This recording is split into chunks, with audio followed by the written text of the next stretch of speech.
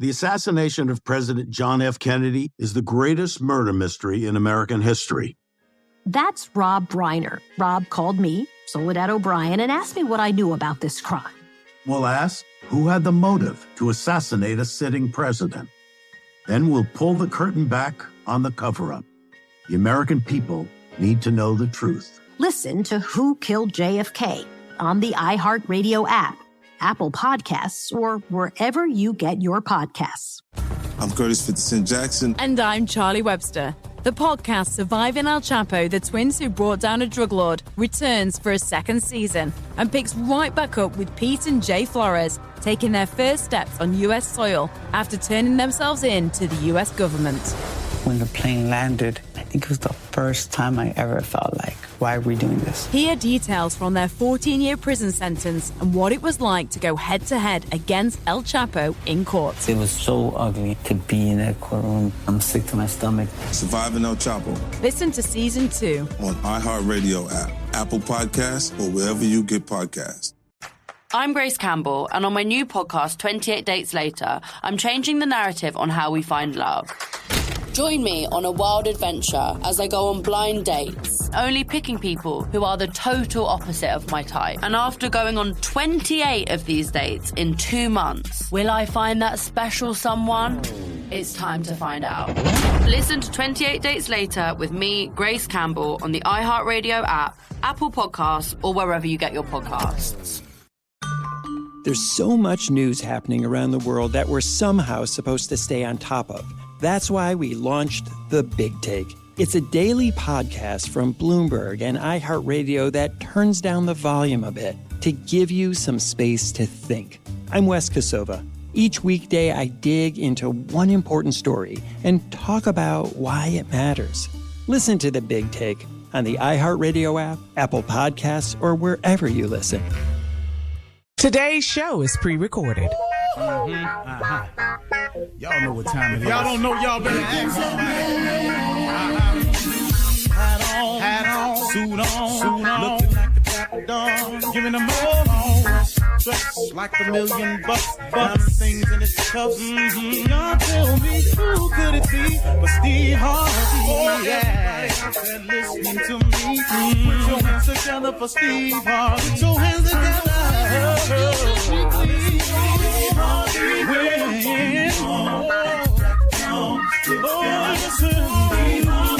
Why don't you join me? Yeah.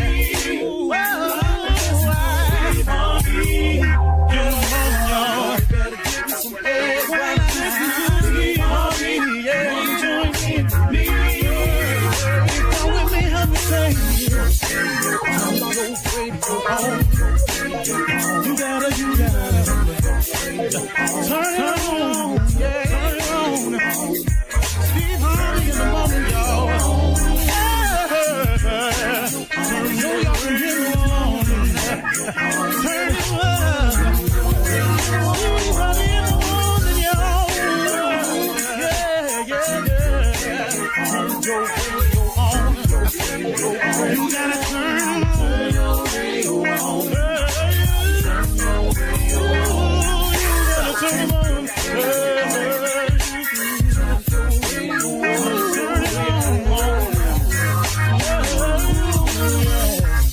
Turn them up, Steve Harvey got to turn them out. Steve Harvey turn them on to the morning job.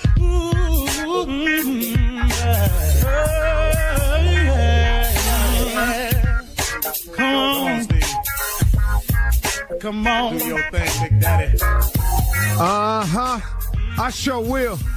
Good morning, everybody. You're listening to The Voice. Come on, dig me now. One and only, Steve Harvey. Got a radio show. Yep. Sometimes that's all I can say. Yep. Man. How far I've come is really unbelievable. But I finally figured it out, man. God allowed me to have the life I've had so that I can become experienced at so many different things. And in this experience, when I'm talking and sharing with people, I will be able to relate to a lot of different circumstances. Not exact, but just the circumstances, You know, if a person comes to me and they say, man, I've been down and out. Okay, well, I know what that is. Man, I didn't have any direction. Okay, got that, been there. Man, at one point in time, man, I just kept piling mistake on top of mistake. Okay. So, you know, I think what I'm trying to say to everybody is when you're going through life and life is dealing the cards that it deals, I want you to understand that life deals everybody these cards. The disappointment card, the setback card, the failure card, the mishap card, the unexpected misery card. Everybody gonna get the grief card. Everybody gonna get the rash of bad decision card. Everybody gonna get them.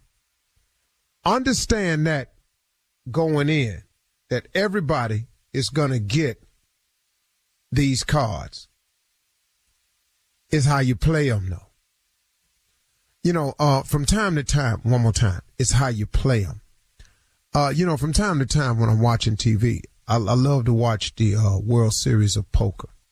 I like watching poker tournaments on TV because it's really weird what's happened to sport, to poker. They're actually trying to call it a sport, you know, and it's the everyday guy that doesn't have to be athletically inclined to anything, who has a shot of winning a title if they play their cards right. The best poker players in the world don't have the best hands. They just make the best plays. I've seen guys win a hand with 9-2 in their hand. That's nothing. And win the hand because they knew the bluff. They knew the odds. They calculated risk. They made the stakes higher than the other person was willing to pay. They gave off the illusion that they had something when in actuality they had nothing. So what I enjoy about poker and watching it is that these people here play the hand they dealt. And it ain't always a good hand. But it ain't whether your hand is good. And it ain't whether you're going to get dealt bad cards or not, because you're going to get dealt some bad cards. Everybody ain't finna get 2 bullets in their hand. You ain't finna get 2 aces when you get dealt, you know, when you're playing draw poker. Some of your cards going to be nothing, but you got to turn that nothing into something. So when you get dealt these cards in life, it ain't the fact that you keep getting them dealt. I was talking with a young person yesterday, and we were talking. And we keep having the same conversation over and over and over. And they could not understand why they were not moving forward. But I said, you don't understand. Every time we talk, we have the exact same conversation. It is simply because you keep getting your cards and you playing them the same way. See, until you make a conscious decision to do something different, the results will continue to be the same. See, here's the way this works. When you're dealt the disappointments in life, it's how you handle the disappointments that determine the outcome and who you are. Because everybody gonna be disappointment. Everybody gonna lose a loved one. Everybody gonna make a bad decision. Everybody gonna wake up one morning and have done something they regretted. Everybody gonna get caught at the wrong time. Everybody gonna make a mistake. It ain't just you. It is how you play your cards when they get dealt to you that determine who you are. Now, how do I play my cards better? First of all, it's a mindset. Quit looking at everything as just the end when it happens to you. Oh, Lord, woe is me. No, everybody got your circumstances somewhere. It ain't, oh, woe is me. It's, hold on, man. Okay, let me play this out to see how God done connected this to something else. See, soon as a person have a setback, what's the first thing a lot of people do? They go straight negative. I can't seem to get a break. I can't seem to move forward. Hold on, man. Do you realize this could be connected to something?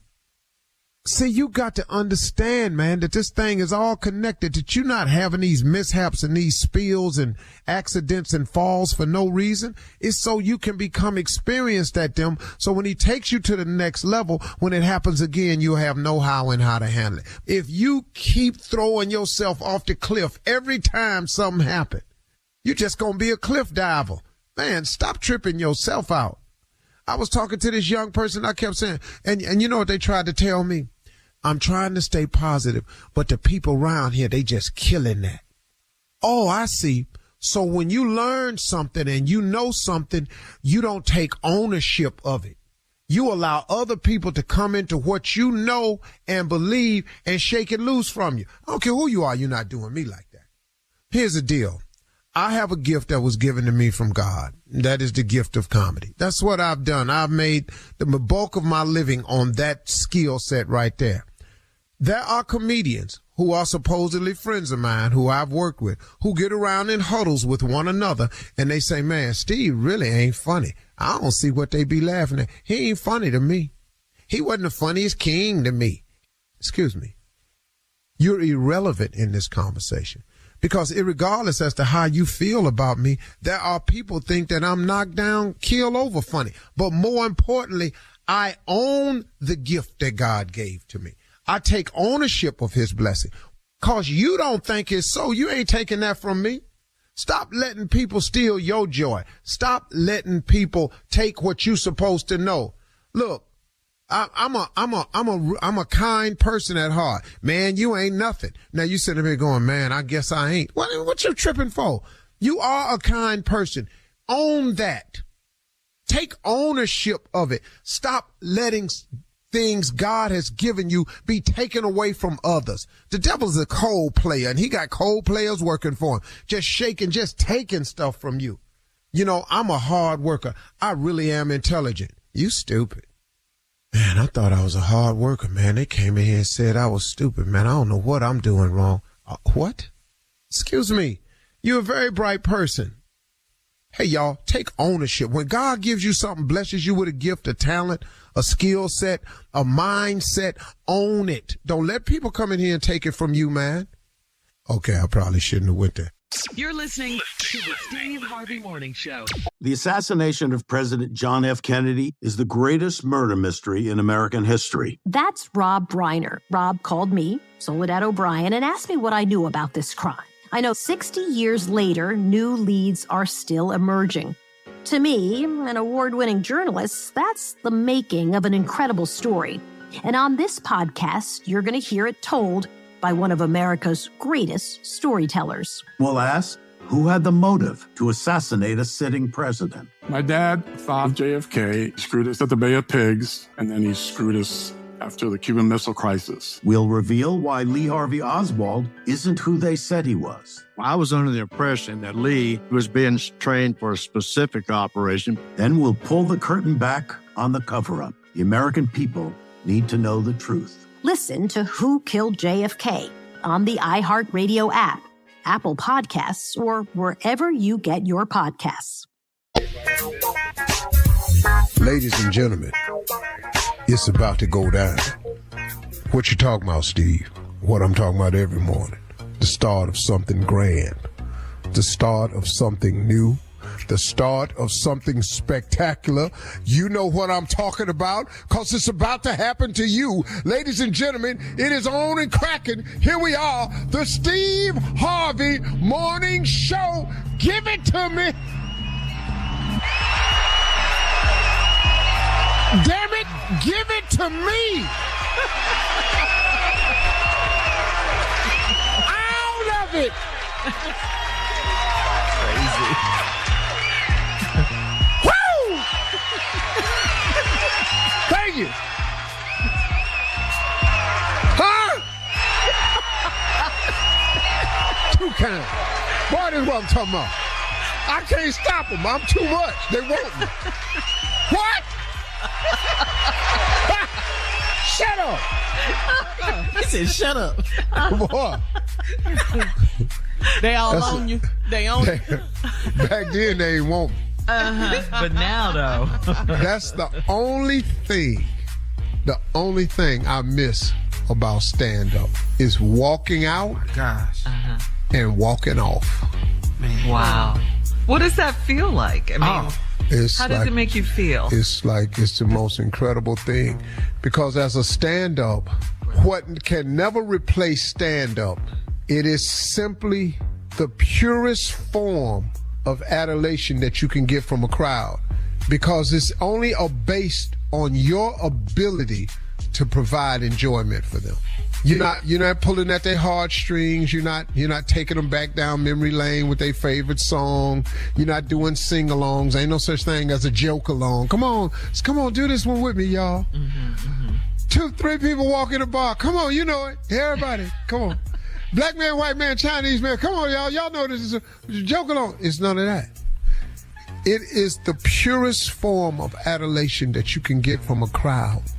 And when you kill it, and I mean a 90-minute set, just you, and you stand there for 90 minutes, and you deliver gut-wrenching laughter, and you walk off, oh my God.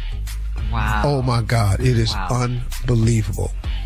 What a feeling, huh? Unbelievable, man. And when you do it well, and then to top all of that off, God has given you the incredible gift that you can earn a living at it. Yeah. Oh, man, oh man, oh man. Wow. I missed that too, man. Oof. Wow. Jesus. Just the clap. The applause. The applause, man. So let me just say quickly, good morning to everybody on the show. Thank you very much. Yeah, about you right now. Yeah. Good morning. Good morning. Give it to me. One more time. Give it to me. Let's clap it out. Let's just clap it all the way out. Today, let me set up the show for you. Keep on, Dave. Don't stop. We got the CLO coming up. We got, we don't know. We be back with it. Just show. Give it to me, Dave.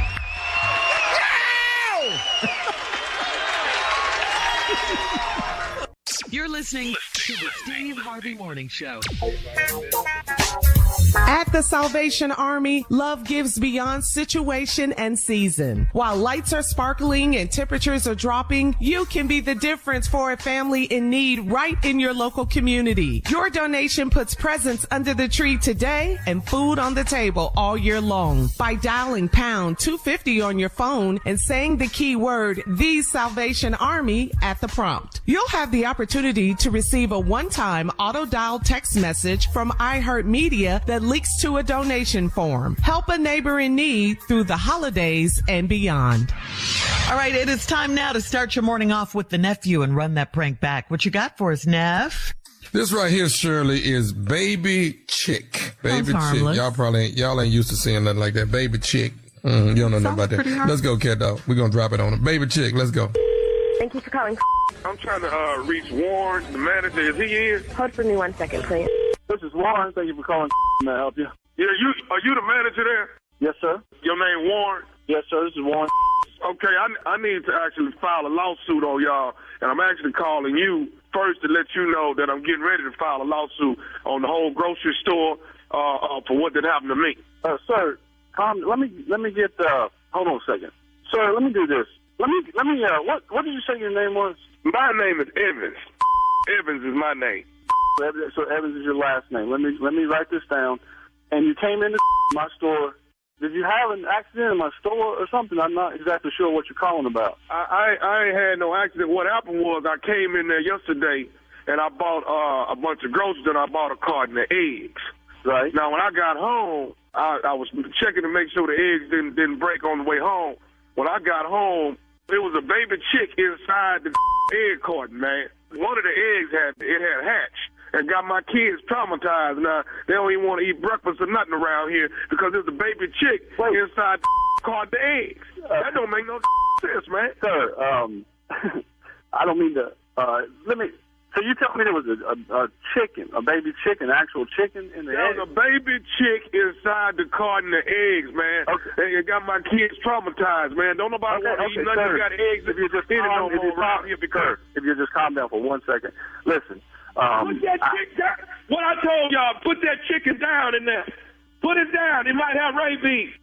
Say what, sir? I don't even think that that's possible, first of all.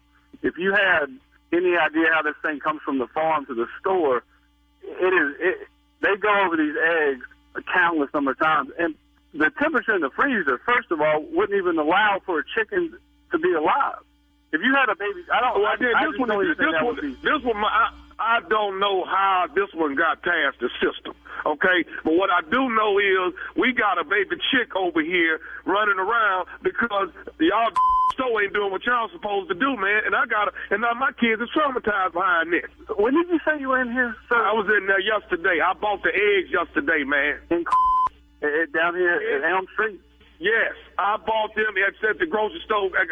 I sure did. Okay, let's do this. Why don't you bring the eggs in to me and the chick? So now you want me to transport a baby chick back to the grocery store? Look, we already traumatized over here already behind this doggone baby chick, man.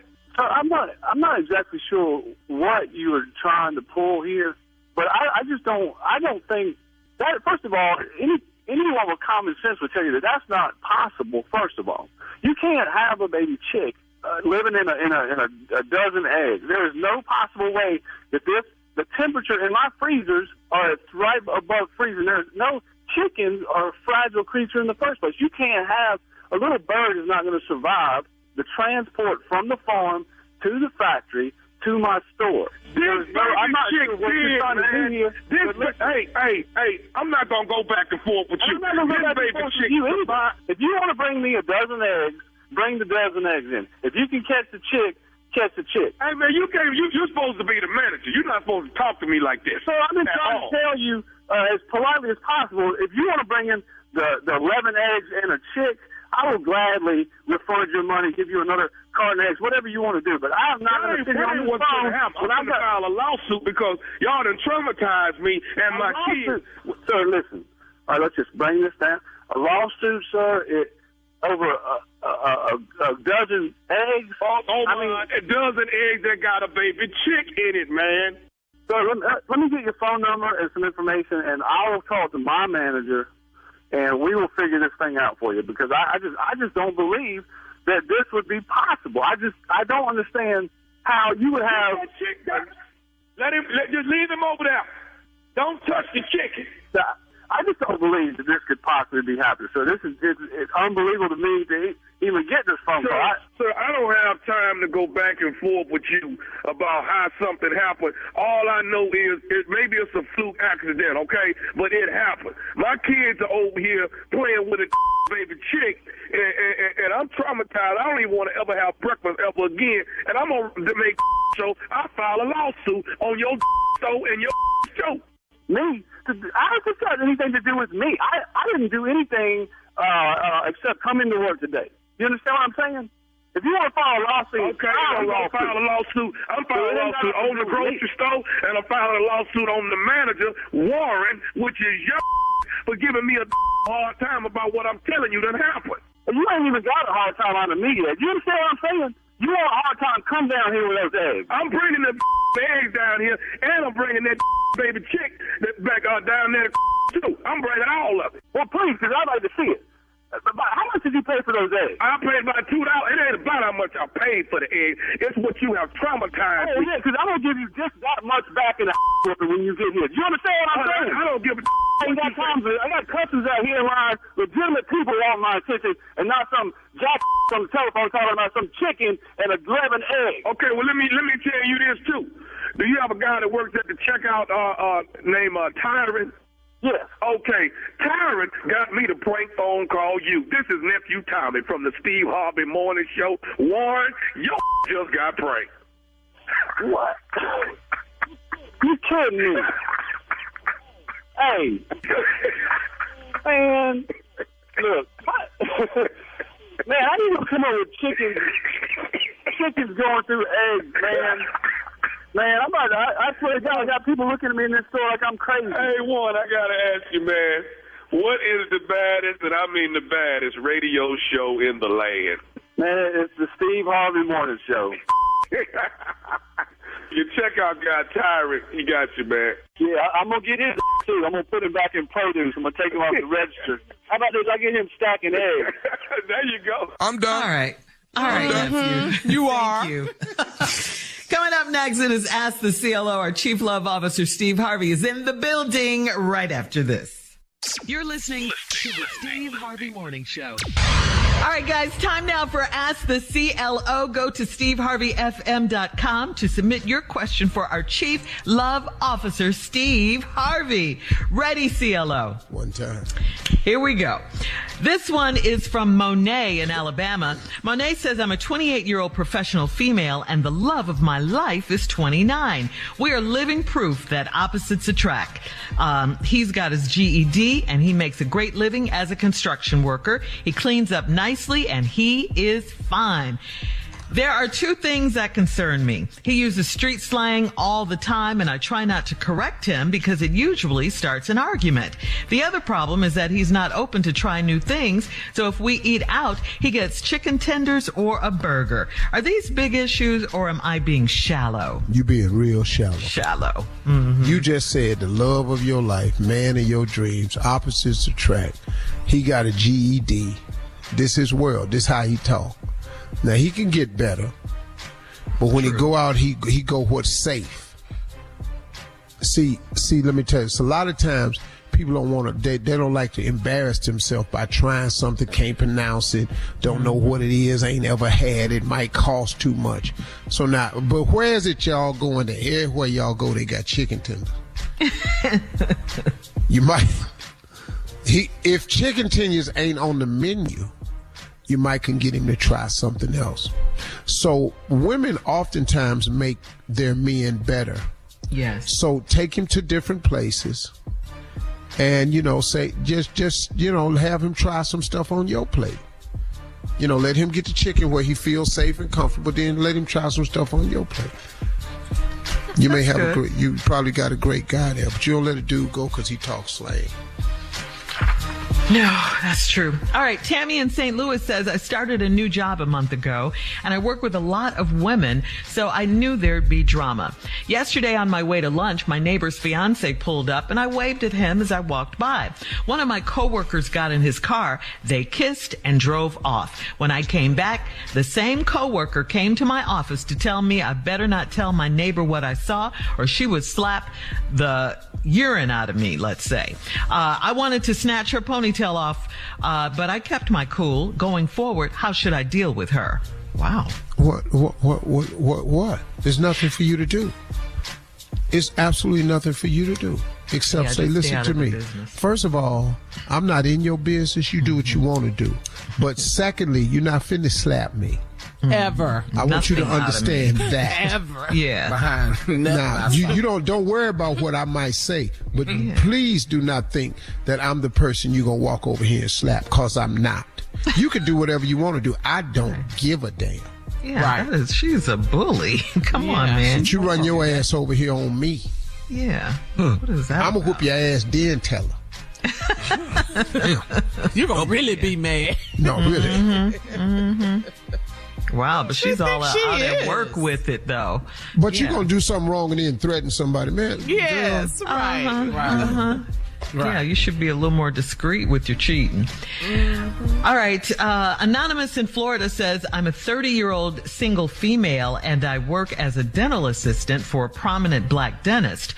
For the past 3 years, we've been having an affair, and he takes good care of me. He's my dad's age, and my parents are friendly with him and his wife.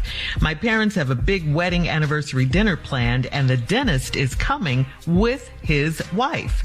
I don't want to be around his wife, so I asked him not to show up. He said his wife is looking forward to it, so they're coming. Why would he hurt me this way? That's her letter? Yeah, that's her question. How you think as the number 2 you ain't gonna get hurt? But they all at your parents' house. Excuse me. He can't put you in front of his wife. Right. His wife want to go. She looking forward to it because they cool with your parents. He coming. He coming with her. Yeah. 30-year-old got to grow up. All you got to do is pop in and say, hey, and then disappear if you don't want to see it. Yeah. She can't leave her parents' anniversary dinner. Okay, then sit there and deal with it. 3 years. Look, you have been screwing this woman's husband for 3 years. Mm-hmm. You made there is a cost to that. Gotta lie. And now you finna find out who got dibs. Oh, he take good care of you. Ain't no problem. fast. You can get taken care of, but he got to take care of his house too. But you know what, Steve? She sounds, too, like she might do something stupid at this dinner, like call him out or try to get him in trouble with his wife or something. Well, I don't know why you do that. You've been knowing the man was married. Mm-hmm. Yeah. See, when you play the dirty game, you got to be ready now to get some dirt on you. Get some dirt on you. But ain't no need of you snapping. Right. Yeah. Why don't you just find your own man? Yeah. Just somebody to go with. Yeah. Right. Yeah. There you go. Bring a date. Bring a date to your parents. Bring a date. Yeah. But you stupid. So you just been seeing him. So he been seeing her and you. Yeah. You stupid. If you're going to play the game, know the rules. Mm-hmm. Woo. Mm-hmm. He takes really good care of me. Okay, cool. Yeah. He ain't the only person that'll take good care of you. He's your dad's age. They're friends. He's got to come to the wedding anniversary. He has to. Think he's not coming with his hope wife. Your daddy don't find this out. Yeah, you got to be cool. Like she got to get another job. There are other dentists out there. Go get you another job and another man. That's all you. All you got to do is get another man. Yeah, he takes such good care of me. Okay, right. But he take better care of his wife. Yeah. Oh wow. Yeah. Just got real up in here. Sorry. She doesn't want to be around his wife, so she asked him not to show up. That's just crazy. How will he not show up to his friend's anniversary dinner? That doesn't even make sense. Then they'll really suspect something. The number 2 don't get to vote. Make any demands. All right. Thank you, CLO. Great advice as always. You're listening to the Steve Harvey Morning Show. The assassination of President John F. Kennedy is the greatest murder mystery in American history. That's Rob Reiner. Rob called me, Soledad O'Brien, and asked me what I knew about this crime. I know 60 years later, new leads are still emerging. To me, an award-winning journalist, that's the making of an incredible story.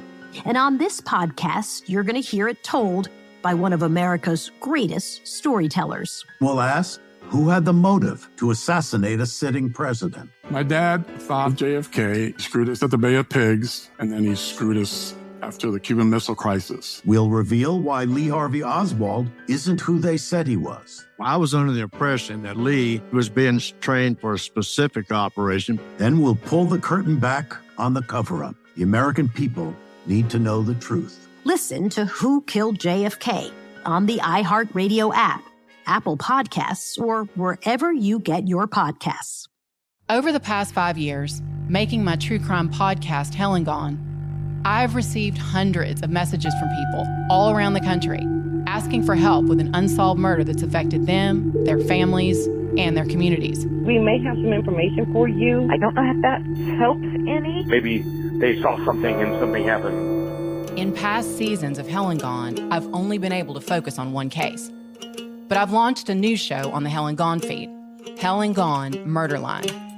Every week, I feature a new case, add updates to old ones, and help as much as I can to get the word out about unsolved murders. I'm Catherine Townsend. If you have a case you'd like me and my team to look into, you can reach out to us at our Hell and Gone Murder Line at 678-744-6145. Listen to Hell and Gone Murder Line on the iHeartRadio app, Apple Podcasts, or wherever you get your podcasts. All right, Steve. So you went on to tell us this Roach story that I've never heard before in my life about roaches. So you have another one for us? I'm telling you about this girl I was dating that had all these roaches, and it was an infestation. She was fine. I was in college. And, wasn't no cell phones back then. So my boy Biggie Wig, I told Biggie Wig to come and pick me up at a certain amount of time. I said, as a matter of fact, Wig, I'll call you at your house if something changed 30 minutes before 1 o'clock and let you know if I need a little bit more time or not. So we in there, we playing cards. Roaches is everywhere. It's lights on. And anyway, there ain't none of them rushing. This where they stay. I'm playing cards, and I know it's too many of them in here, man. I done got up off the couch to play cards because they was on the couch, They was on the coffee table. They walked across TV screen. They was just everywhere. So I figured, at least let me set up in a wooden chair with 4 legs on it, the least amount of exposure. Yeah. I already got cuffs in these bell bottoms. I got to damn near make kulaks out of these pants before I take them home. Because I got them 2-inch cuffs in these bell bottoms. I know they in here. Yeah. I know good hell well they in here. They comfy in there. Yeah, they looking for a route. So I'm in there just playing cards, man. These roaches is everywhere. I'm just flicking them, just flicking them off with the cards and hands. And the girls' sisters was real nice. They was hood, but they was some nice girls. But Lord, them girls talk trash when they play cards. So we're there, we just cussing each other. Yeah. Yeah. You know, I never been more bees according to women. Little skinny bee. Look at you, little skinny bee. What you gonna do? Man, bee. So I'm in there. So we just talking trash. So I look up at the clock and I said, let me go on in here and call B and tell him I'll be ready about 1:30. Something happened, man. I forgot to call. These roaches, it's 1 a.m. now. They in full blast. I don't know what it is about 1 a.m. Yeah. But roaches, I don't know if it's clubs. I don't know what's happening. They was all out for dinner that night. The Roach Club. They was strolling. They was with their families. We was playing music, so they was out at the club. The club, they was going to dinner. They was in the park. I don't know what be happening. They were out with their family. Roaches was everywhere. I'm talking about, listen to me. When I tell y'all, there was nowhere you could look and you didn't see a roach. Wow. I don't say. Wow, Steve. So cool. All of a sudden, the doorbell rang. Uh-oh. And her sister jumped up and said, I got it. We was playing spades, so it was my play. So I said, I got to get to this dough. Because I got to tell this fool, Biggie Wig, Big, when you come in here, listen, man, they got a roach problem. I like the girl. Don't embarrass her. Just act like you don't see him. I had a whole speech I was going. Matter of fact, when I called him 30 minutes before, I was going to tell him. Yeah, right. Because he a good brother. But when you don't want him, though, there wasn't no texting, ain't no cell phone, nothing. Don't want him, yeah. I just didn't go. So next thing, I know she at the door. So by the time I make my play, all I hear is at the door is, damn. I said, God. He's here. He's here. Instant reaction in the dough. What the? and then it's all you hear. He out there in the foyer just stomping. Killing roaches. And I'm standing there just looking at him. And the sisters is mortified. Because he in here, I'm talking about, God, man, to hell. Ain't nobody. I'm the only one see these. Hey, y'all don't see. God, man, these blankety blanks is everywhere. God, yo, hey, Wonder Love. Now he calling me. I'm 6 feet away, but it's dark. He don't see me. Hey, Wonder Love. I'm just sitting here, man, like, I'll be dead. Man, if you don't stop. So he's shaking his coat, flipping his collar. He knocking him off the wall. He done pulled his hat off. Now he got a gangster brim, right? And a maxi coat. So he pulls his hat off and he just swatting. God, man, they all on the wall. Man, these mother blanks is everywhere. God, dog, man, y'all don't see this? He's steady asking them girls, y'all don't see this? I'm standing there with my arms folded, just humiliated. And then a roach fell off the ceiling and landed on his ear. God. He reached up and went, ow, blankety blanks. Man, these mother blanks is everywhere. God. And I'm just standing there looking at him. And then he cracked his skull. Oh, man. I just went on and told the girl, I said, hey, excuse me. Hey, let me give him a coat. Because you knew it was the end. That was it. It's over. Yeah. I got him a coat. You're never going back there. And I kissed the girl on the cheek. I tell Big, I said, come on, man, let's go. Yeah, hell yeah. Man, Damn, love. I don't know how you sitting up in here. Man, Big, you see these, man, her mama over there, head down. Everybody head just hanging down. Because he done made a scene. So we get out to the car. So we stand at the door. Sorry. He said, love, you good? I said, Big, you had to make all that, man. Damn that, man. Let's shake off, man. He said, man, hey, and flip your cuffs in your bell bottom. You know good and hell well is. So we outside damn near undressed. Your culottes. I just got the Volvo, dog. I can't get nothing in it. That's right. That was wow. Me and Biggie Wig over at the girl's house with the Roaches. God, dog. All right. Y'all don't see storyteller in the world. All right, we'll have more of the Steve Harvey Morning Show coming up right after this. You're listening to the Steve Harvey Morning Show. All right, guys, it is time for a round of Would You Rather. Would you rather play golf with your buddies? Yep. Or go fishing with your wife? Yeah, I could I do fish either with one. Marjorie all the time. She don't listen. Hey.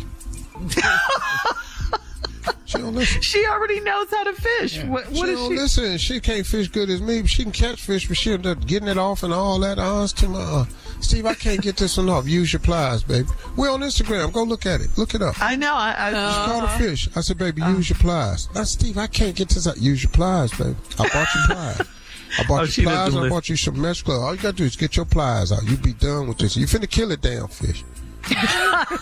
that is the objective, so you can eat them, right? Catch and release. We throw fish back. We don't do that. Oh, okay. You don't eat them. I'm going to play golf with the boys. Yeah. Okay, yeah. You changed your mind because at first you said either. Either one, but I done been fishing with Jackie. She done hooked my ass before. Just done drew blood. Oh, man. Oh, wow. Do that? Yeah. What you mean do that? Yeah. I'm bleeding here. I'm hemorrhaging. All right. Would you rather take cold showers for 1 month or only wash up for a month? Only wash up? What? You know, just wash up. No shower, no bath. Just standing in the sink. Yeah. Washing up. Yeah, I'm going to take that wash up. Yeah. That cold shower, I can't do it. Wash up. Cold showers I ain't going to stand in there no way. They're supposed to be so good for you. They not. Who told you that? This doctor, they say they help with inflammation, all of that. They're good for you. No, for a month, it ain't that much inflammation. That's way too much. Well, don't athletes take They're saying, baths and all that? Yeah, all of that. Them athletes, we comedians. We don't need all that. You're not athletic comedians? Yeah, I got inflammation jokes. I ain't got to worry about that. All right. Would you rather have Thanksgiving dinner naked with your family members, okay? Or would you rather have Thanksgiving dinner alone, fully dressed? I can't alone my family. You talking about the whole family naked? That ain't good. Yeah, naked. My grandma's in here. My mom in here. No way in here. Mona sitting up at the table naked. Ain't no way. Your sister? Jackie, ain't your hand up in there? Naked? Come on, man.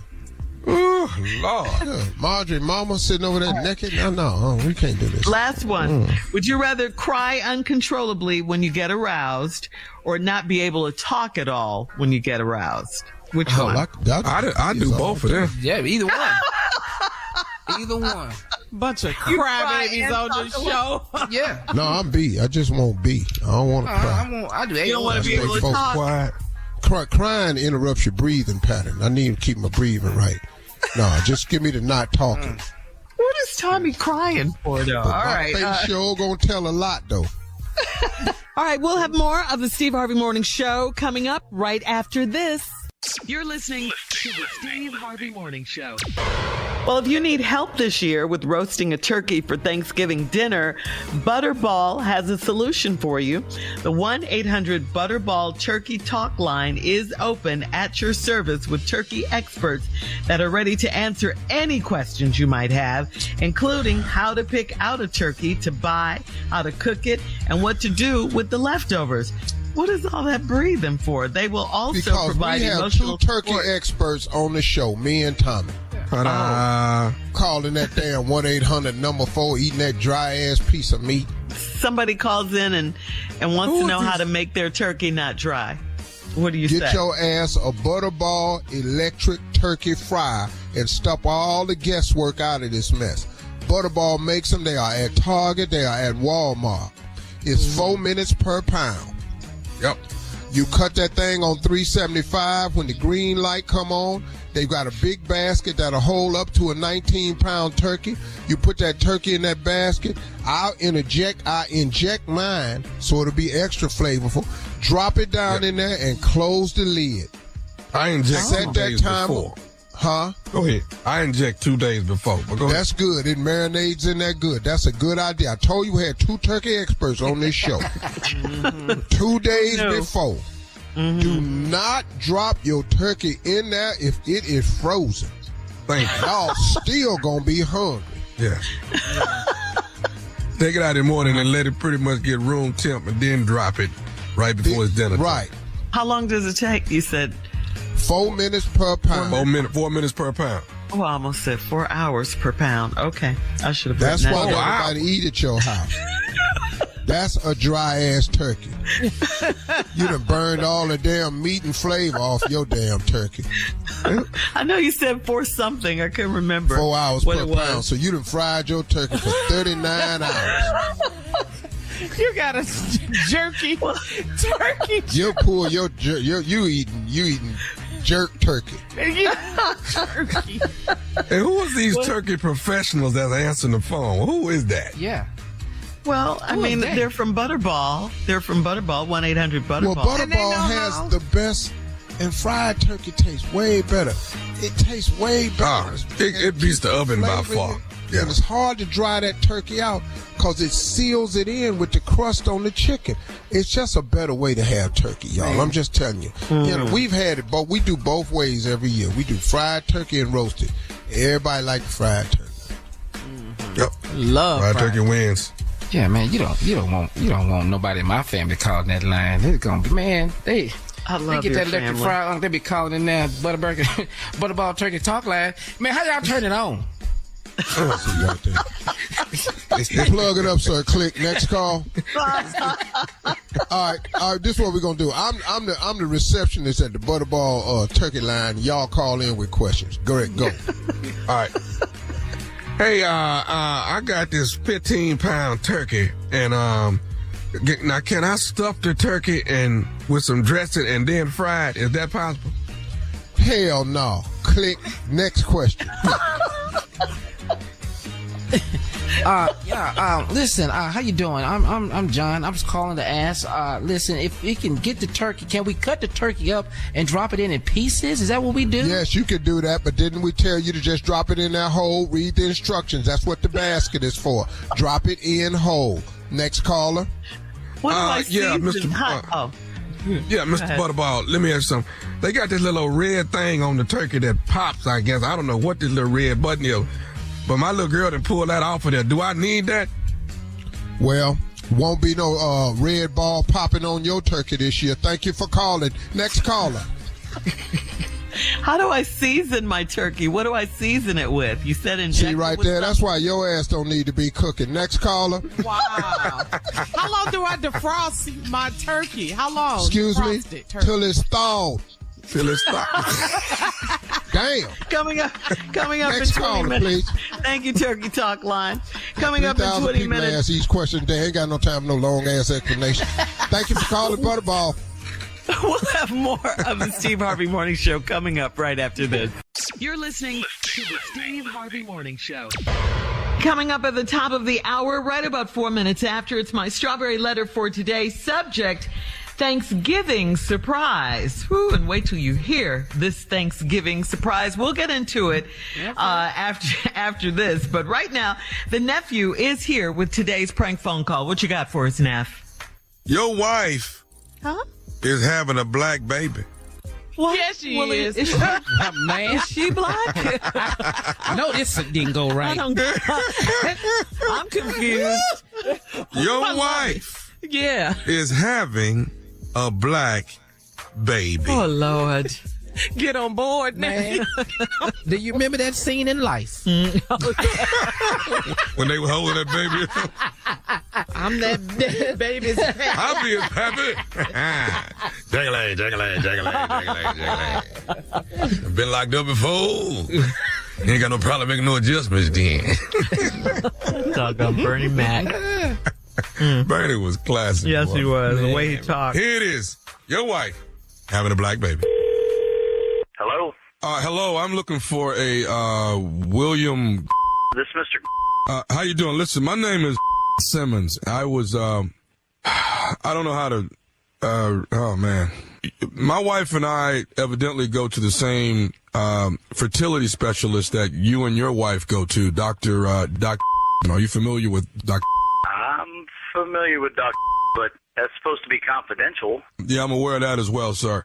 My wife is out on business right now. She's gone won't be back until Tuesday, but I got a call today, a very disturbing phone call, and wanted to, I looked your number up. They did tell me what was going on, and kind of wanted to let you.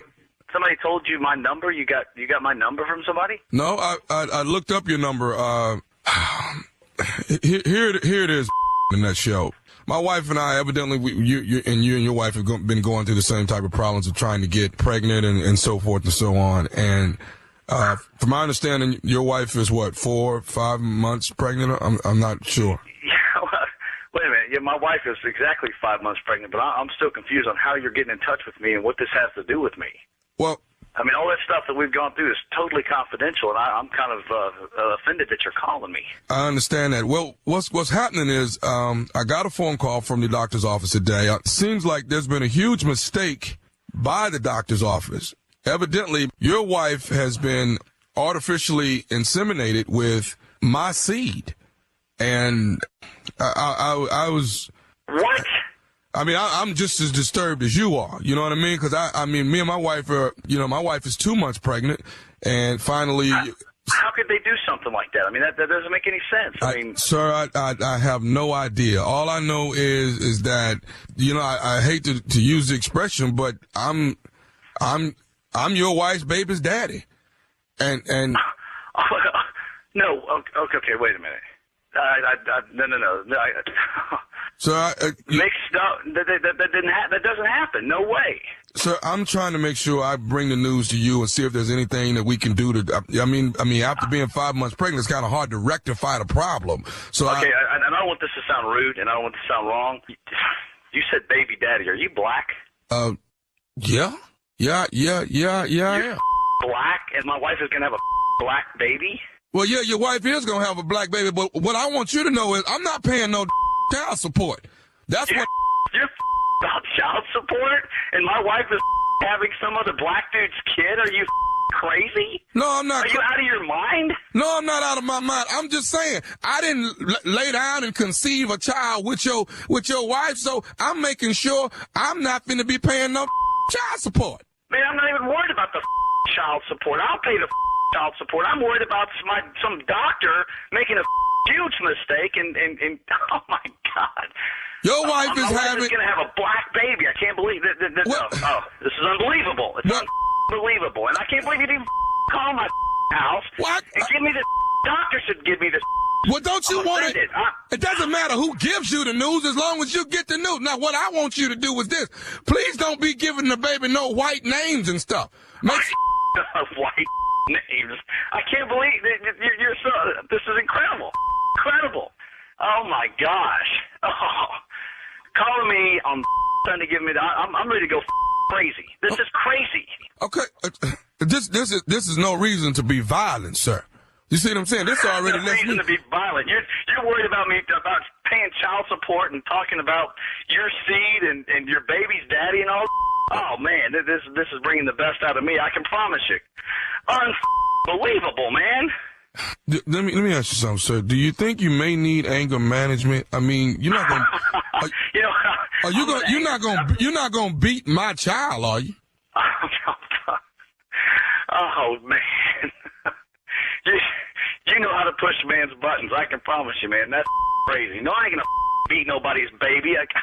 Crazy, I don't want you being violent to me and your wife's baby. spin this thing around, huh? Man, where the do you live, man? Who the is this? Okay. Who the is this? Because this is crazy. Well, here's what I'm going to ask you. Do you think you might want to be the godfather to the child? to my own kid? No. Well, I guess it wouldn't be my kid. It's not. It's me and your wife's child. You don't say that, you crazy.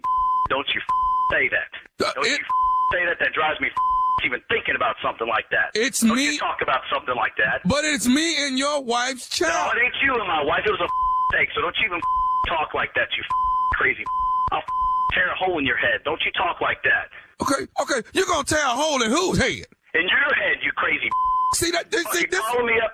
Yeah. This is the kind of thing I don't want my child around. This type of talk. This type of violence. See, you white folks get mad and want to kill everybody in the room. Once you kill who you mad at, why do y'all do that? You. Who the this, man?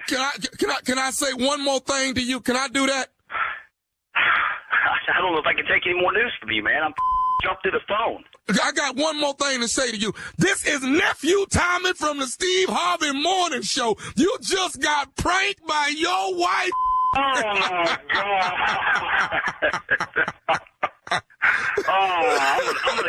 I'm gonna kill that. Oh, man, what was that? Oh, it took us so long to try to get pregnant. She's gonna play a game like this. That's wrong. Oh, you got me, man. You freaking got me, man. Yeah, we listen to the Steve Harvey radio show all the time, man. That's awesome. You guys are great. Oh, man, I'm gonna go find her and give her a big kiss. I'm gonna do that for her. God. All right, man, I got one more question for you, baby. What is the baddest radio show in the land? The Steve Harvey radio show in the morning. What y'all think about that? Yeah. I have no words. Too much. That's a run hitter right there. That was really, really wrong on so many levels. I have no words. But did you like it though? Yeah. I'm gonna pray for you though. I am. Oh, they praying for me all over the country. Harder. I'm gonna pray harder. How you like something you got to pray for? Because it's funny. I don't know, man. He don't be nervous or nothing. He just out in public, just shopping. That's his job. No, I'd be nervous in public, Jim. I'd be nervous. I'd had a few people run up on me. Now. Yeah, you have. I'd had some people run up on me. You ever feel an ass whooping coming? You ever feel one? Hell yeah. I've had that. Yeah, when I was, not when I was a kid. Yeah, I got one better than that. You ever had it come? It got there. Yeah, I'm talking about had the feeling and then it arrived right after that. Boy. God, dog. Had it come. December 8, 9, 10, Oakland, California. Hey, man, tell Too Short to blow the whistle because the nephew coming to town, all right? That is Tommy T's December 8th, 9th, and 10th. And then that place I have never been, Tacoma, Washington. December 15th, 16th, and 17th. Nate Jackson, Super Funny Comedy Club. Nate, tell him, baby, the nephew coming. Coming up at the top of the hour, Strawberry Letter. The subject, Thanksgiving surprise. Wait till you hear the surprise. We'll get into it right after this. You're listening to the Steve Harvey Morning Show. The assassination of President John F. Kennedy is the greatest murder mystery in American history. That's Rob Reiner. Rob called me, Soledad O'Brien, and asked me what I knew about this crime. I know 60 years later, new leads are still emerging. To me, an award-winning journalist, that's the making of an incredible story. And on this podcast, you're going to hear it told by one of America's greatest storytellers. We'll ask, who had the motive to assassinate a sitting president? My dad thought JFK screwed us at the Bay of Pigs, and then he screwed us after the Cuban Missile Crisis. We'll reveal why Lee Harvey Oswald isn't who they said he was. I was under the impression that Lee was being trained for a specific operation. Then we'll pull the curtain back on the cover-up. The American people need to know the truth. Listen to Who Killed JFK on the iHeartRadio app, Apple Podcasts, or wherever you get your podcasts. Over the past 5 years, making my true crime podcast, Hell and Gone, I've received hundreds of messages from people all around the country asking for help with an unsolved murder that's affected them, their families, and their communities. We may have some information for you. I don't know if that helps any. Maybe they saw something and something happened. In past seasons of Hell and Gone, I've only been able to focus on one case. But I've launched a new show on the Hell and Gone feed, Hell and Gone Murder Line. Every week, I feature a new case, add updates to old ones, and help as much as I can to get the word out about unsolved murders. I'm Katherine Townsend. If you have a case you'd like me and my team to look into, you can reach out to us at our Hell and Gone Murder Line at 678-744-6145. Listen to Hell and Gone Murder Line on the iHeartRadio app, Apple Podcasts, or wherever you get your podcasts. It is time now for my strawberry letter. And listen, if you need advice on relationships, on dating, work, sex, parenting, and more, please submit your strawberry letter to steveharveyfm.com and click submit strawberry letter. We could be reading your letter live on the air, just like we're going to read this one right here, right now. Buckle up and hold on tight. We got it for you. Here it is, strawberry letter. Subject, Thanksgiving surprise. Whew. Dear Steve and Shirley, I'm a 57-year-old married man, and I'm on my second marriage. My wife has 2 daughters from a previous marriage, and they're both grown and live in different cities. The oldest daughter is 29 now, and she has a 1-year-old son. My wife is looking forward to Thanksgiving because she will have the girls home, and she can spend quality time with her grandson. But I'm not excited about us all being under one roof because I had an affair with the oldest daughter. It started when she was 27. And she moved back in with us briefly to save some money. She was very flirtatious, and she'd rub my head when she hugged me and sit on my lap to talk to me and call me handsome whenever her mom wasn't around. One night, while her mom was asleep on the couch, she took a bath with the door cracked, and I mistakenly went in to use the bathroom. This was the first time we had sex, and I felt terrible, and so did she. So she moved out the next week. My wife insisted that I help her move, so I did, and we had sex the second time at her apartment. The affair went on for a while. You ready for this? The affair went on for a while until she got pregnant. We've had a paternity test. So I know it's my son, but my stepdaughter has her boyfriend thinking it's his son. I've always wanted a child, but my first wife couldn't have children. I want to be part of this child's life so badly that I'm willing to end my marriage if I have to. I will not allow another black boy to grow up without a father. I know this is all a big mess, but I'm ready to tell the truth when we're all together for Thanksgiving. My wife will be heartbroken, I'm sure. Am I being selfish in this situation? Woo! That's the question you want to ask? Are you being selfish? I mean, really, that's it. That response is, woo. I mean, how dare you write us with this mess? I mean, Steve and I, we aren't in this. You did this with your stepdaughter. Your stepdaughter, dog? Your stepdaughter? And it's foul. This is foul right here. This is so foul. If you had to cheat on your wife, I'm going to say this. If you just had to cheat on your wife, if you could not keep it in your pants because someone was flirting with you and rubbing your bald head and sitting in your lap, honestly, I would have rather for you to step outside the marriage than to get with your wife's daughter. I mean, really, that would have made more sense.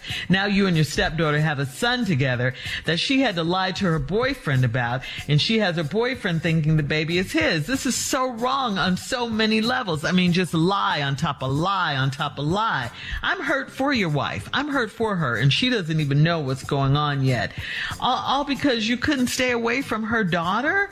Why did you allow her to sit on your lap and all that anyway? Why did you do that? Why didn't you say no? Why didn't you get up? You know, why? That's the part that's killing me. And you know what? There's no good ending. There's no way to end this nicely or respectfully. There's no good ending to this nightmare of a story. There just isn't. There's no way to make it right. I want you to leave. I want you to get a divorce and pay child support for your son, because I feel at some point the truth is going to come out anyway. It really is, whether you tell your wife at Thanksgiving or not. And what a way to spoil Thanksgiving dinner. I bet you guys are going to continue to live out this lie until something happens. This is just a mess. It really is. Are you being selfish in this situation? You have always been selfish in this situation. Steve? Boy. Did you have to sigh? Yes, he did. Yes. Sir. You are in so much damn trouble right now. Mm-hmm. You have not seen the trouble. See, look, I tell my sons all the time, the older you get, the more dire the consequences for your mistakes.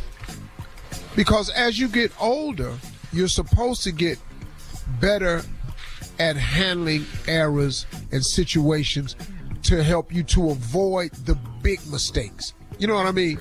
Look, you're going to always make mistakes till you leave this world. But you try to get the big ones out the way early. Before you 57.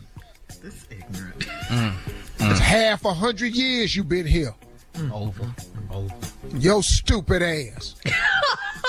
I'm with you when you're right, here. Steve. That is done this true. Ignorant ass mess. Woo. Now you done wrote us like we got some help for you. Right. We don't have no help for you. All right, Steve, hang on. We'll have part 2 of your response coming up at 23 minutes after the hour. My strawberry letter for today, subject Thanksgiving surprise. We'll get back into it right after this. You're listening to the Steve Harvey Morning Show. All right, Steve, come on. Let's recap today's strawberry letter. The subject, Thanksgiving surprise. Sir, 57-year-old man, you so ignorant. 57-year-old married man that had an affair with your stepdaughter when she moved back in because she needed to get on her feet. She was 27 years old, always calling you handsome. Y'all had sex while your wife was asleep on the sofa. You felt bad. She felt bad. So she decided to move out the next week. Then your wife tells you, help her move. You over at the apartment having some more sex. Now, she 29, so y'all been having this affair for 2 years. All this started when she was in there taking a bath and left the door cracked. This what you said when this happened. One night while her mom was asleep on the couch, she took a bath with the door cracked, and I mistakenly went in to use the bathroom. Boy. Yeah. Right. Boy. Who are you kidding? How big is y'all bathroom? And they only have one? Where when the door cracked, you mistakenly went in to use the bathroom. When you opened the door and you saw her in the bathtub, you ain't turned around. Right. Bruh, now the affair been going on for a while. Then guess what he said? Until she got pregnant. Now she got a boyfriend and got the boyfriend thinking it's his son when it's really your son, and you've always wanted a child even from your first wife, but she couldn't, and now you want a son so bad you're willing to leave your wife so you can have a relationship with this son, because then here come the noble part you throw in. Right. Because I will not allow another black boy to grow up without a father. He got 2 damn daddies. Yeah, we don't feel sorry for you. Bruh, let's tell the truth. You don't want to leave the mama so you can raise the son. You want to leave the mama so you can have the fling with the 29-year-old. Come on now. That's really what this is. Talking about, I want this son so badly, I'm willing to leave my wife so I can raise this son. Boy, what? Dog, what? Dog, do you know how that don't even sound right to no damn other man? Nah. So how you think this gonna work? You gonna wait on Thanksgiving. She gonna come to the house with the baby, with her boyfriend. The other daughter gonna be there. You and your wife gonna be sitting up there. And then you gonna tell her what happened. That young ass boy gonna whoop your ass. I'm talking about who? He gonna go off. The other sister gonna go off. Your wife, Lord have mercy, what you gonna do to this woman? See, bro, this is a disaster. Now, it is. Do not wait till Thanksgiving. Right. Thank you. If you're gonna go in here with this noise, go in here right now. If that's what you're gonna do. And I don't really know what you should do. Really? I really don't. And Shirley got it right. I don't know what you write us for. We ain't got nothing for you. There is no right way to do this. Because everything about it is wrong. See, people think if I just come clean and be honest, that's the right thing to do. What? It's still a mess. Hey, man. Honesty. See, let me tell you something. When you've been so dishonest for so long on so many levels, how do you think one moment of honesty is supposed to correct it all? So you think by coming clean, at least I came clean. At That's least. For you. You've been screwing this woman for over 2 years. Your wife's daughter. She got your son. You're finna ruin your relationship with your wife. You finna ruin the mother and the daughter relationship. Oh, yeah. It's gonna damage the other child's relationship, the other sibling with her sister. How could you do this to our mother? Yes. Yes. You ain't gonna be right with the two of them no more. The boyfriend been buying these Pampers and everything. He gonna warm your ass. Cause now he been paying money thinking he had something. Now you finna tell him it ain't his son. It's your son. And now you was over here screwing my girl. Dog, do you understand the complexity of all of this that's going on? Have you lost your ever-loving mind? And now you think on Thanksgiving is the time. While everybody there. Boy, pass me another slice of that turkey. Sir, listen to me. It's like it's gonna be food everywhere. It's too many knives at Thanksgiving. Saying hide the carving. Bowls, you gonna get busted over your head with the Jello mold. Gonna dunk your ass down in that punch bowl, try to drink. Sir. This is terrible. Shirley and I do not have an answer for you. You don't know what you gonna do. This is a mess, and you gonna figure it out, but you gonna pay. Bruh, all I can tell you is you finna pay dearly for this. Now, you can try the little noble line you tried with me. I'll not see another black boy raised without a father. Okay. Nonsense. Yeah, that's great. Yeah. Good. This is really you bad. In trouble, dog. Yeah, it's really bad. Hey, before I go, happy Thanksgiving. Gobble, gobble. Write us back and let us know how it went. Yeah, really. All right, post your comments on today's Strawberry Letter at Steve Harvey FM on Instagram and Facebook. Check out the Strawberry Letter podcast on demand, please. You're listening to the Steve Harvey Morning Show. All right, so Thanksgiving hosting mistakes you don't want to make. Now, check these out. Whether it's your first time hosting Thanksgiving or you've been doing it for years, you can learn from the mistakes of Thanksgiving past. Number 1, topping the list. If it ain't broke, don't fix it. This means don't use Thanksgiving to test out new recipes. Ever. Just stick to what you know. Just stick to what you know works.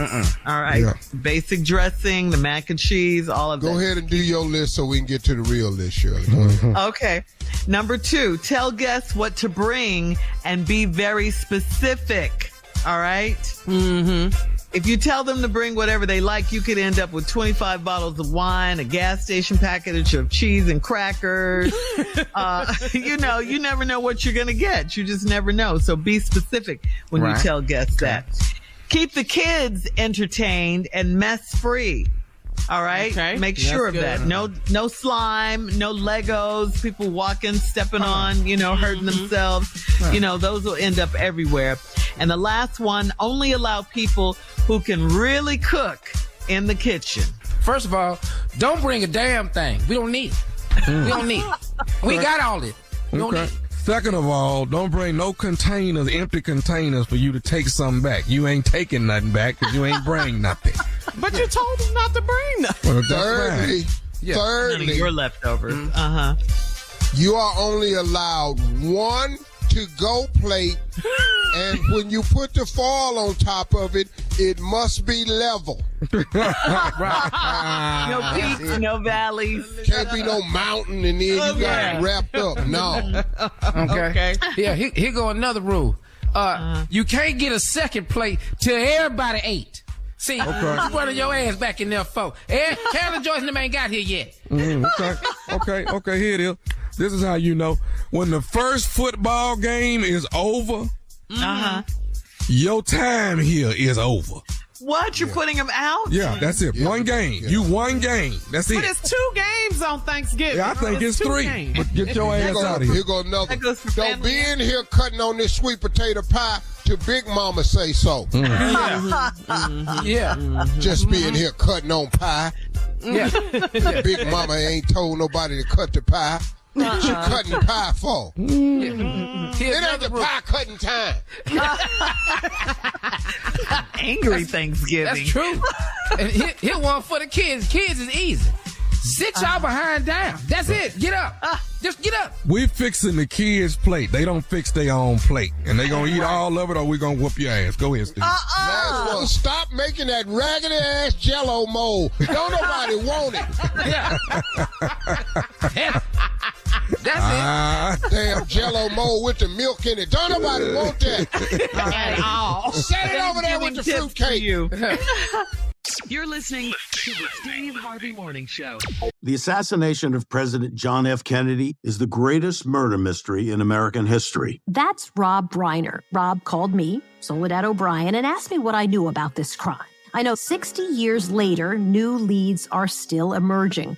To me, an award-winning journalist, that's the making of an incredible story. And on this podcast, you're going to hear it told by one of America's greatest storytellers. We'll ask, who had the motive to assassinate a sitting president? My dad thought JFK screwed us at the Bay of Pigs, and then he screwed us after the Cuban Missile Crisis. We'll reveal why Lee Harvey Oswald isn't who they said he was. I was under the impression that Lee was being trained for a specific operation. Then we'll pull the curtain back on the cover-up. The American people need to know the truth. Listen to Who Killed JFK on the iHeartRadio app, Apple Podcasts, or wherever you get your podcasts. Over the past 5 years, making my true crime podcast, Hell and Gone, I've received hundreds of messages from people all around the country asking for help with an unsolved murder that's affected them, their families, and their communities. We may have some information for you. I don't know if that helps any. Maybe they saw something and something happened. In past seasons of Hell and Gone, I've only been able to focus on one case. But I've launched a new show on the Hell and Gone feed, Hell and Gone Murder Line. Every week, I feature a new case, add updates to old ones, and help as much as I can to get the word out about unsolved murders. I'm Catherine Townsend. If you have a case you'd like me and my team to look into, you can reach out to us at our Hell and Gone Murder Line at 678-744-6145. Listen to Hell and Gone Murder Line on the iHeartRadio app, Apple Podcasts, or wherever you get your podcasts. All right, Steve, it's time for Comedy Roulette. Jay, take it away. He hates the explaining part. I do. And why do you explain, Jay? Because we have new listeners. Yes. They have no idea what we're doing. Every day we got new listeners? Every day we have new listeners. Go ahead. Yeah. Come on, Jay. You take 5 subjects, put them on the wheel, spun the wheel. That's what Shirley hates. Spun it hard. I mean, spun it around. No, I hate you. And then where it stopped, we do the damn thing. All right, it, Shirley. Here we go. Number 1. Forget that. I'm still mad about it. Number 2. In the shop my behind sounds like repo to me. Number 3. But have you seen the baby's daddy, though? God, no. What? Number 4. That's why can't nobody stand you now. All these. All these. Number 5. I know I'm going to be on punishment. But what the heck?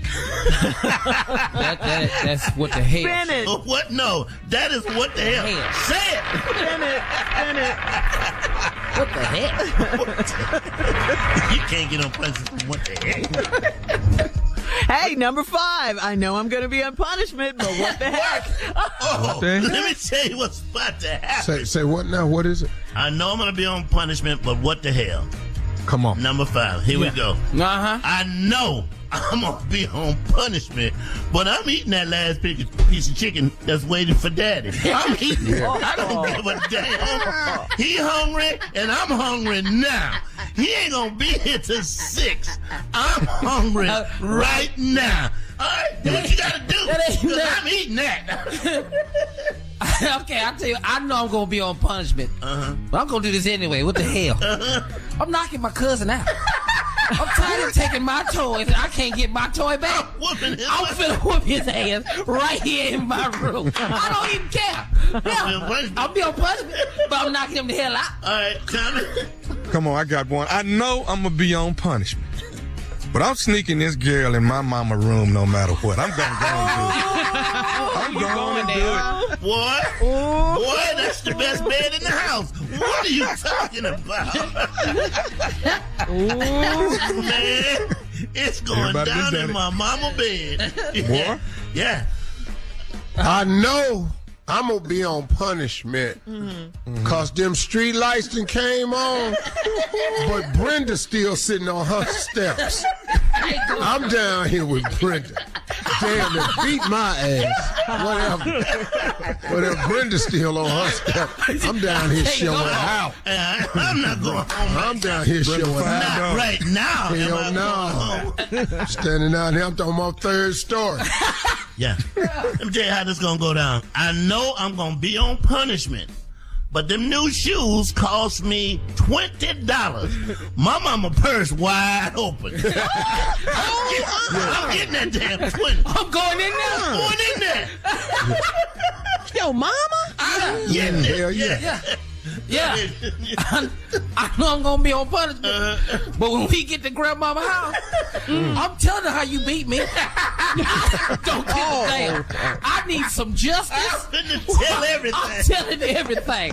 This was way too long and too abusive to beat me like this. Wait till we pull up in the garage.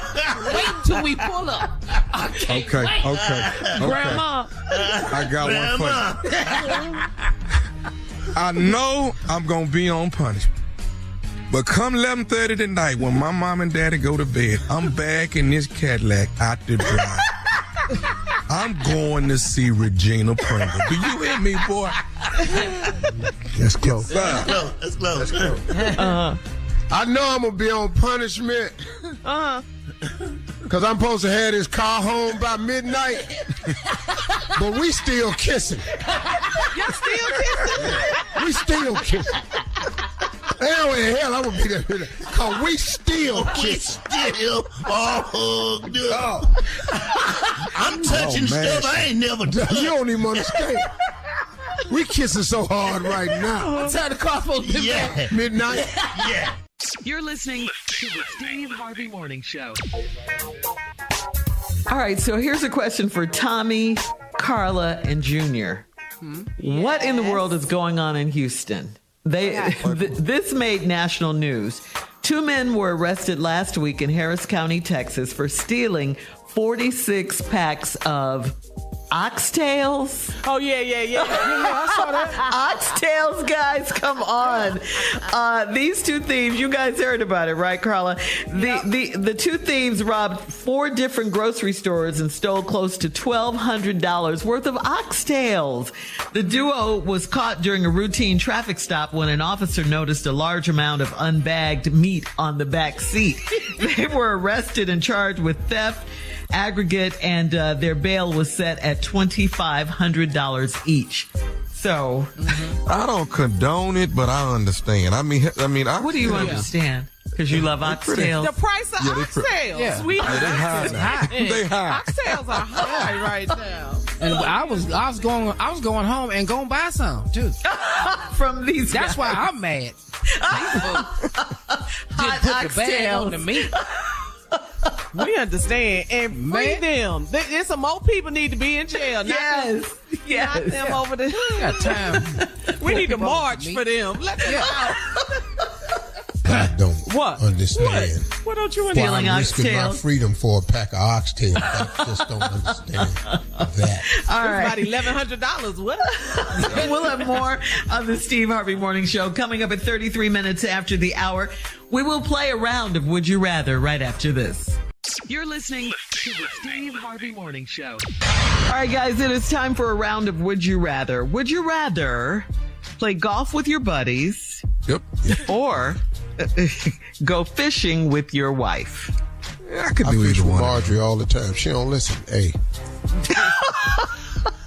She don't listen. She already knows how to fish. Yeah. What she is don't she? listen. She can't fish good as me. She can catch fish, but she'll end up getting it off and all that.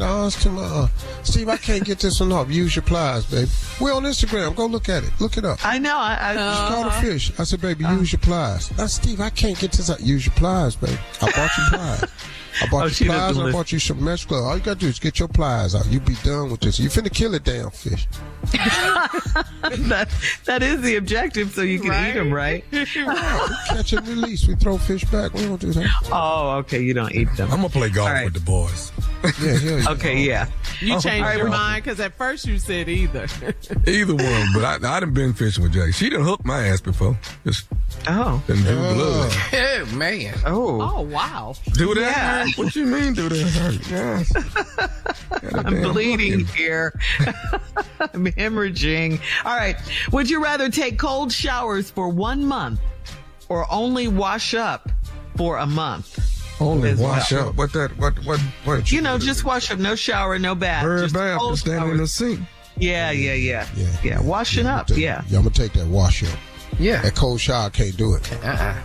Wash up. Cold showers I ain't going to stand in there no way. They're supposed to be so good for you. They not. Who told you that? This doctor, they say they help with inflammation, all of that. They're good for you. No, For a month, it ain't that much inflammation. That's way too much. Well, don't athletes take They're saying, baths and all that? Yeah, all of that. Yeah. Them athletes, we comedians. We don't need all that. You're not athletic comedians? Yeah, I got inflammation jokes. I ain't got to worry about that. All right. Would you rather have Thanksgiving dinner naked with your family members, okay?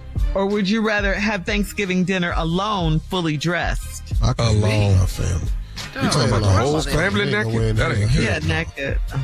My grandma's in here. My mom in no way in here. Mona sitting up on the table naked. Ain't no way. Your sister? Jackie's angel hand up in there? Naked? Come on, man. Ooh, Lord. Yeah. Marjorie, mama sitting over there naked? No, we can't do this. Last one. Would you rather cry uncontrollably when you get aroused or not be able to talk at all when you get aroused? Which one? I do both of them. Yeah, either one. Either one. Bunch of crybabies on the show. Yeah. No, I'm B. I just want B. I don't want to cry. I do. You don't want to be able to talk. Quiet. Crying interrupts your breathing pattern. I need to keep my breathing right. No, just give me the not talking. What is Tommy crying for, though? All right. My face show gonna tell a lot, though. Coming up at 49 minutes after, we'll have some closing remarks from the one and only Steve Harvey, and it'll be our last break of the day right after this. You're listening to the Steve Harvey Morning Show. The assassination of President John F. Kennedy is the greatest murder mystery in American history. That's Rob Reiner. Rob called me, Soledad O'Brien, and asked me what I knew about this crime. I know 60 years later, new leads are still emerging. To me, an award-winning journalist, that's the making of an incredible story. And on this podcast, you're going to hear it told by one of America's greatest storytellers. We'll ask, who had the motive to assassinate a sitting president? My dad thought JFK screwed us at the Bay of Pigs, and then he screwed us after the Cuban Missile Crisis. We'll reveal why Lee Harvey Oswald isn't who they said he was. I was under the impression that Lee was being trained for a specific operation. Then we'll pull the curtain back on the cover-up. The American people need to know the truth. Listen listen to Who Killed JFK on the iHeartRadio app, Apple Podcasts, or wherever you get your podcasts. All right, Steve, here we are. Last break of the day on this Tuesday. You have some closing remarks for us. I know you do. Yeah. I've been talking to you all a few times about this thing that I've started doing every morning, this morning meditation. It's a series of things I do. You don't have to do it. Everybody has to pick their own way to go about it. I just decided, because of a scripture that I read, Psalms 5:3. And Psalms 5:3, it just talks about in the morning. It just talks about when you talk to God in the morning, you're asking him to hear your voice. And then after you ask him to hear your voice of everything you pray and talk to him about, ask and show gratitude, you wait in expectation of all these things to happen in your life. You know, nothing. Look, everything you ask for not going to happen today. But you spend your day in expectation that God is going to do something to move you closer to your goals, your dreams, your visions, and especially to him. But what I have learned about this morning meditation, it has brought about a peace in my life that I've never had before. I'm just sharing it with everybody because I'd like for you all to try it. Look, they got these daily inspiration books all over the place. The one I got is called Enjoying Peace in His Presence by Sarah Young.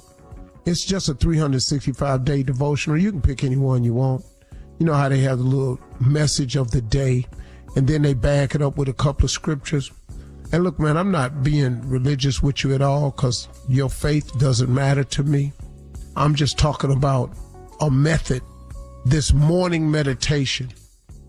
And what I do is, what it does is after I get through meditating and I say the Lord's Prayer and I read my little daily inspiration, I got a Bible app and I do my verse of the day, and then I go look it up in the Bible, and I look it up in the New Living Testament so I can understand the real words. And before I close out, I pull out my list of everything that I'm thanking God for, which is a full sheet of paper. And then I have a second sheet of paper, that's stuff I'm asking God for, which is another full sheet of paper.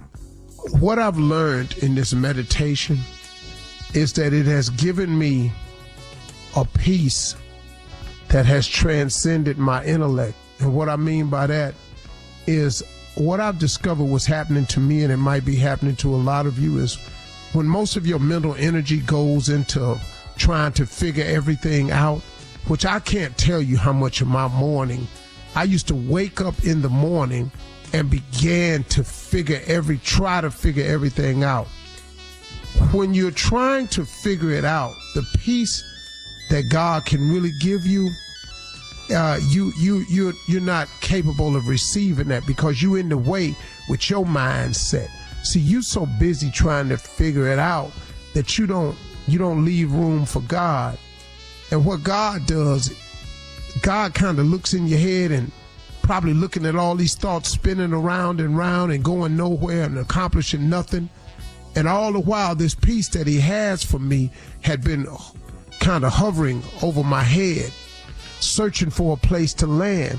But I wasn't giving his peace a place to land in my head because I had it so jumbled up with thoughts of how to figure it out, what I'm going to do, who should I call, what should I say, how do I respond?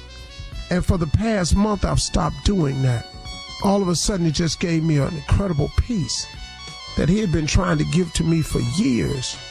I wish I had learned this a long time ago, but maybe it can help you out the way it's helped me. But I guess we all learn stuff as we go along. You know, we are all slowly becoming the person that we should have been a long time ago.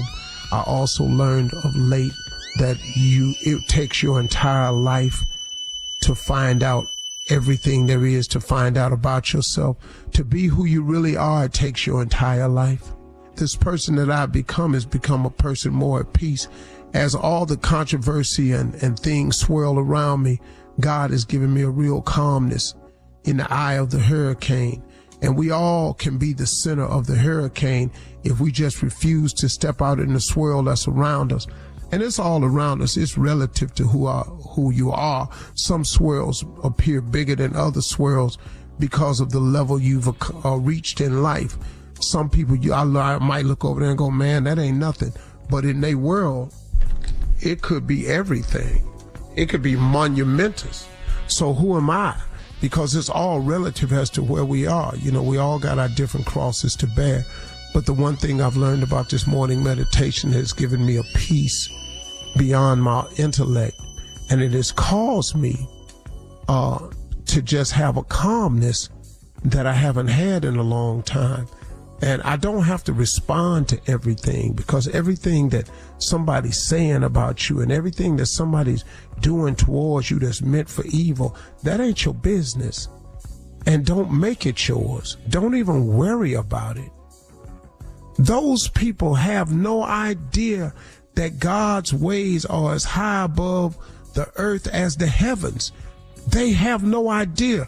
They just operating in their own little cocoon thinking they stirring up something because they got some likes or something like that. Hey, y'all, don't get in that. Don't worry about them people. If you love God and you a child of his, he's working on your behalf, even when it look like it's a mess out there. All you got to do is stay at the eye of the hurricane. Don't get in the swirl. Don't go out there. If you stay centered in him, he'll give you a peace that transcends all your intellect. That's what the morning meditation has done for me. I would invite you all to try it yourself. All right? That's it today. Those are my closing remarks.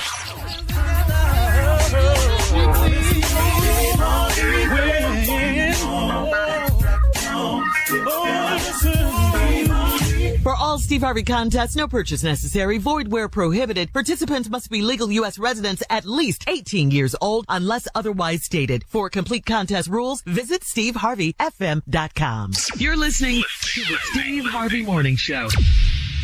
The assassination of President John F. Kennedy is the greatest murder mystery in American history. That's Rob Reiner. Rob called me, Soledad O'Brien, and asked me what I knew about this crime. We'll ask who had the motive to assassinate a sitting president. Then we'll pull the curtain back on the cover-up. The American people need to know the truth. Listen to Who Killed JFK on the iHeartRadio app, Apple Podcasts, or wherever you get your podcasts. I'm Curtis 50 Cent Jackson. And I'm Charlie Webster. The podcast Surviving El Chapo, the twins who brought down a drug lord, returns for a second season and picks right back up with Pete and Jay Flores taking their first steps on U.S. soil after turning themselves in to the U.S. government. When the plane landed, I think it was the first time I ever felt like, why are we doing this? Hear details from their 14-year prison sentence and what it was like to go head-to-head against El Chapo in court. It was so ugly to be in that courtroom. I'm sick to my stomach. Surviving El Chapo. Listen to Season 2 on iHeartRadio app, Apple Podcasts, or wherever you get podcasts. On one side were the Cowboys, a band of ranchers turned criminals who had plagued the town for years. On the other, 4 lawmen, and their names are the ones you'd recognize: Virgil, Morgan, and Wyatt Earp, alongside their good friend Doc Holliday. The resulting shootout, known today as the gunfight at the OK Corral, only lasted 30 seconds, but the mark it left on popular imagination has held on for nearly 150 years. Why? Because Americans have never stopped being fascinated with the Wild West. This July, Grim and Mild Presents turns its gaze westward. Join us for a trek into the unknown, the misunderstood, and the forgotten tales of America's westward expansion. So pack your assumptions and childhood love of the unexplored and get ready to make a journey. Grim and Mild Presents The Wild West is available now. Subscribe on the iHeartRadio app, Apple Podcasts, or wherever you listen to podcasts. Learn more at grimandmild.com/presents. I'm Grace Campbell, and on my new podcast, 28 Dates Later, I'm changing the narrative on how we find love. Join me on a wild adventure as I go on blind dates, only picking people who are the total opposite of my type. And after going on 28 of these dates in 2 months, will I find that special someone? It's time to find out. Listen to 28 Dates Later with me, Grace Campbell, on the iHeartRadio app, Apple Podcasts, or wherever you get your podcasts.